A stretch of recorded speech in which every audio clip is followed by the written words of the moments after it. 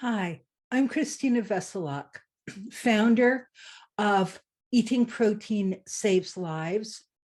And I'd like to share with you the first of three stories as to why I became convinced that this matters to recovery. So just around 5 or 6 years ago, I was working at an amino acid IV detox program, 10 days outpatient program, where people came to detox from alcohol as well as other substances using intravenous amino acid therapy, which, as you know, is so very powerful in helping people get over cravings, withdrawal symptoms, and get clarity of thinking and emotional stability back very quickly, completely within the 10-day program. I was the relapse prevention specialist, and I met for the first time with a young woman. She was about 32 years old, and this was actually her third treatment program. And the first thing I noticed when I sat down with her was her warm, rich British accent.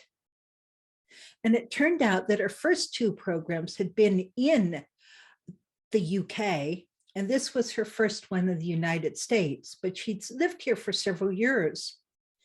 And as she told me her story, my heart just went out to her because she was in despair. Her heart was broken. She truly didn't think she was ever going to be able to maintain sobriety. She had kept trying and kept failing, and she didn't know why, because she was so committed to sobriety. She'd been going to 2 meetings a day for years, and it still wasn't taking. And with tears streaming down her face, she told me what had happened just 30 days earlier, where she had gone to a Wayne Dwyer lecture, motivational speaker. She had this deep spiritual awakening in the middle of his lecture. She fully recommitted to sobriety with every fiber of her being. And within 2 hours, she was drunk.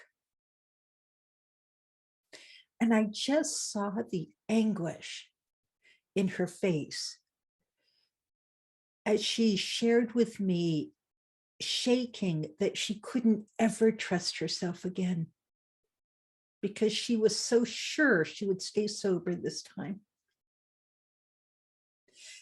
And she said that it felt like the craving just came out of the blue. But I shared with her something I've learned a long time ago, and that is that cravings never come out of the blue. There's always a reason for them. And so I asked her to tell me about what had happened earlier in the day.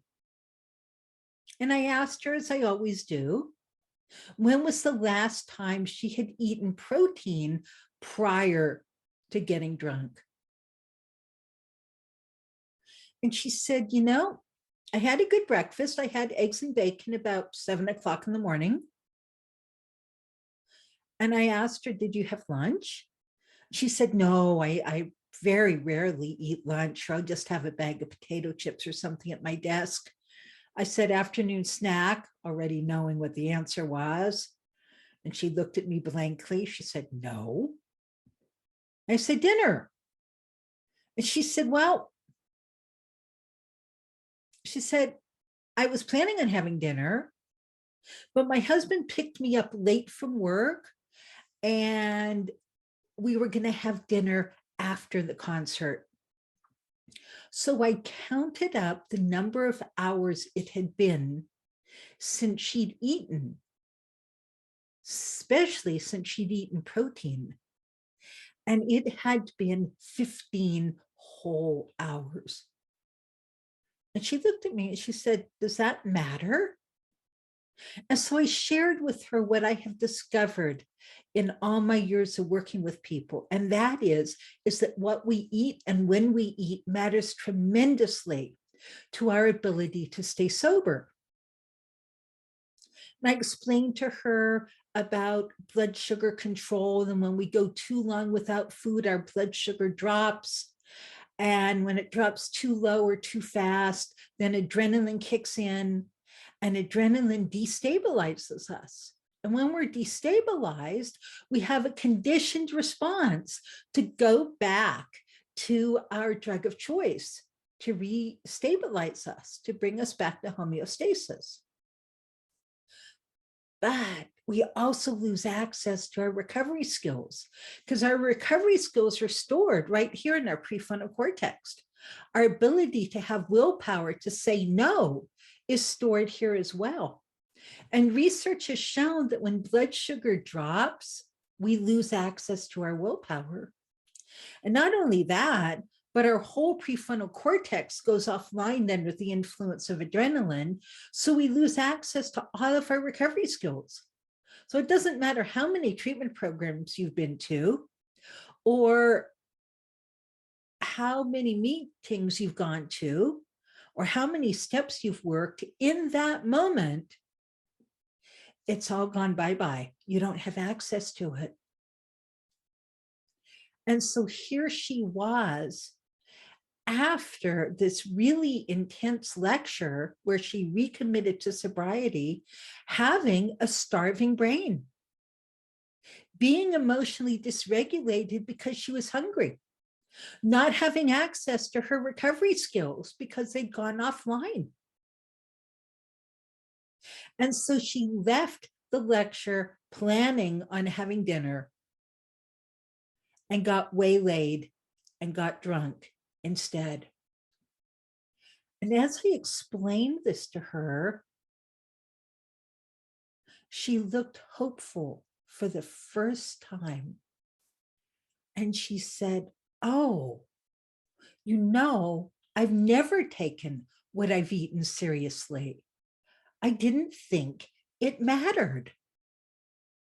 But this makes sense because all the other times I've had a slip or a relapse, yeah, I hadn't eaten for a long time either." "You mean that all I have to do is start eating like 3 times a day?" I said, "Well, I really want you eating protein 4 times a day.